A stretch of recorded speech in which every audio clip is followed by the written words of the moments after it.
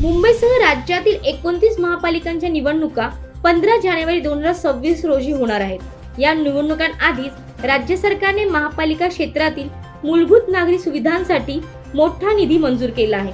नगर विकास विभागामार्फत एकूण 74 कोटी 64 लाख रुपयांचा निधी विविध महापालिकांना देण्यात आला असून यामध्ये मुंबई महापालिकेसाठी स्वतंत्रपणे 36 कोटी रुपयांची तरतुदी करण्यात आली आहे।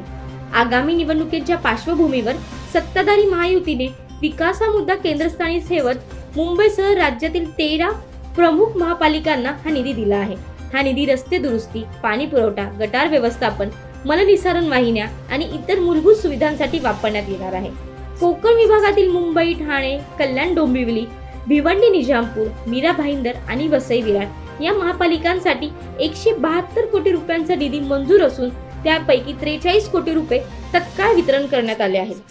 मुंबई शहर आणि उपनगरातील नागरिक सुविधा सुधारण्यासाठी हा निधी महत्त्वाचा ठरणार आहे। निवडणुकांपूर्वी रखडलेली विकास कामे पूर्ण होतील का याकडे आता नागरिकांचे लक्ष लागले आहे।